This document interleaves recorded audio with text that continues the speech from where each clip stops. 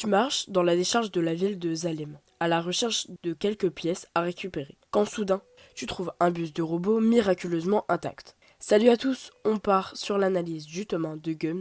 La série m'a été énormément conseillée par Aku, qui a clairement forcé pour que je le lise, et je le remercie, parce que je regrette pas du tout, et ça me paraissait du coup logique de l'intégrer dans cette vidéo, parce qu'il saura bien mieux vous présenter ce manga. Du coup, je vais évoquer vers la fin de la vidéo son analyse de l'œuvre, et je le remercie d'avance. Bref, Gun est un seinen écrit et dessiné par Kishiro Yukito. La série a débuté en 1991 chez la Shueisha, et en France, elle est éditée par Glénat. La série compte 9 volumes hors spin-off. Gali est une androïde trouvée dans la décharge.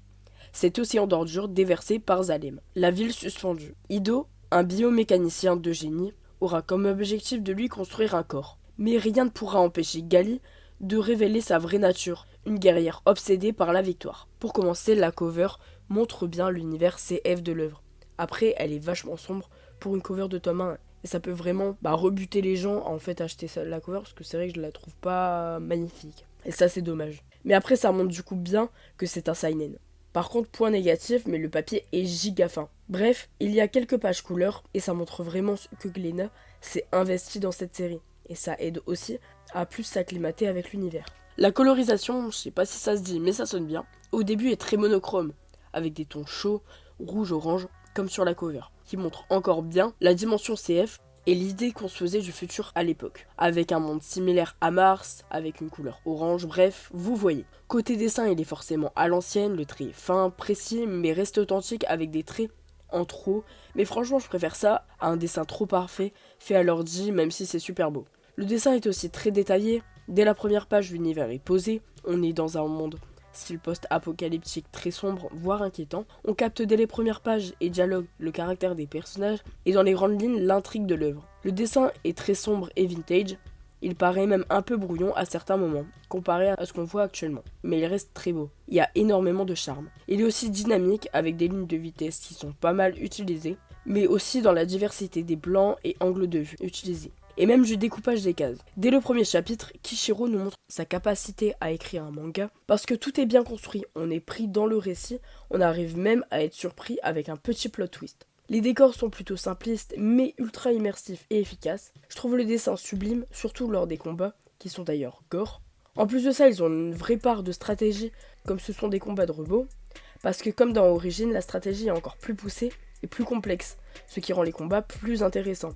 Par contre, je trouve dommage que lors des combats, les cases ne changent pas de schéma, c'est-à-dire qu'elles pourraient être de biais pour accentuer le dynamisme et renforcer la différence entre les séances de combat et les autres. Par contre, les robots, eux, sont super bien détaillés, que ce soit leur anatomie, mécanisme et tout, et c'est ultra réaliste, même si dans l'ensemble le dessin fait plutôt imagé, surtout dans les traits et proportions. Les expressions faciales des personnages sont incroyables et montrent qu'on n'a pas besoin que le dessin soit incroyable pour que les expressions transmettent des émotions fortes au lecteur.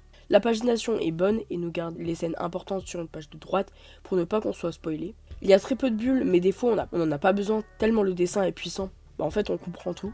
Et c'est ce qui fait qu'un dessin est vraiment bon. La traduction est bonne parce que c'est une œuvre qui a de l'âge et les dialogues sont adaptés à notre époque. Et ça, c'est vraiment agréable parce que ça nous sort pas de notre lecture. Bref, on capte directement les problèmes sociaux qui vont nous être dénoncés dans l'œuvre. Par exemple, rien que dans ce premier tome, on remarque déjà la critique de la guerre et même de la violence dans toutes ses formes. Parce que même si elle est très présente dans ce manga, elle a vraiment un aspect très néfaste, dévastateur, voire même qui déshumanise.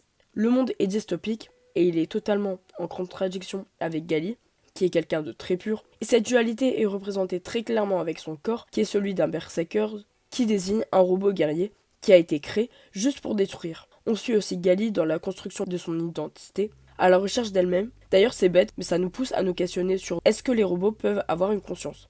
Et on remarque aussi ça parce que Gali diffère énormément des robots qu'on a l'habitude de voir. Par exemple, dans Origin, le prota est très froid. Ici, Gali est très émotif, naïve, etc. Ce qui ne ressemble pas du tout à un robot. On se pose donc la question, encore une fois, de est-ce que les robots peuvent ressentir des émotions ? Et est-ce qu'on peut les considérer comme maîtres de leur corps ou de simples programmes ? Pour finir, Gali est un vrai perso-type de shonen, qui transpire des valeurs telles que la fidélité, l'amitié, la gentillesse, la bienveillance. Et les antagonistes sont aussi bien développés, que ce soit les gentils ou méchants. et du coup on comprend mieux leurs agissements. Bref, maintenant je vais vous faire part de la vie de Haku. On commence avec l'univers qu'il trouve très intéressant, notamment dans Gun Last Order, qui, si je ne dis pas de bêtises, est un spin-off de Gun, où l'univers prend une ampleur complètement différente et s'étend beaucoup plus qu'on ne le pense. Le côté très dystopique de la décharge avec les humains qui se mêlent aux cyborgs nous plonge dans un côté impur et perverti, là où la violence est la seule règle.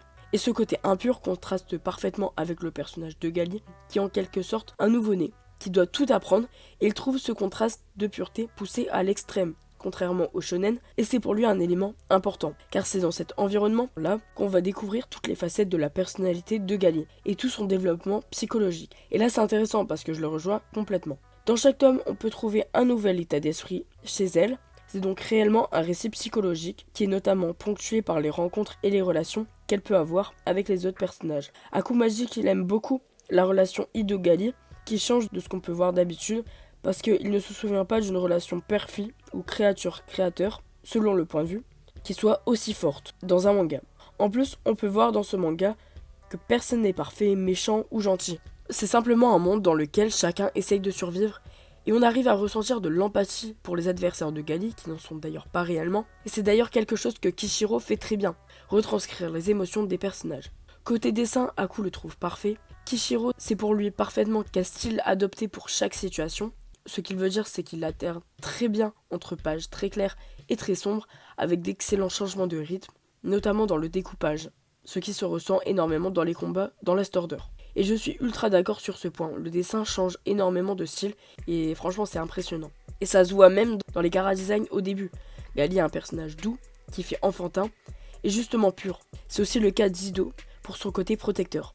Mais ça n'empêche pas qu'on ressente bien le côté monstrueux chez Makaku. Pour conclure, d'après Haku, Gun est un excellent récit psychologique d'une jeune fille en quête de réponse sur son passé et qui sera façonnée par les multiples expériences et rencontres qu'elle fera. Et il pense qu'il ne faut pas trop s'attarder sur le côté gore de l'histoire, car par la suite, on verra un côté très poétique de l'auteur. Merci énormément Haku pour ton analyse. N'hésite pas à liker la vidéo et à t'abonner pour atteindre les 1000 abonnés. Sur ce, bonne journée, bonne soirée, ciao.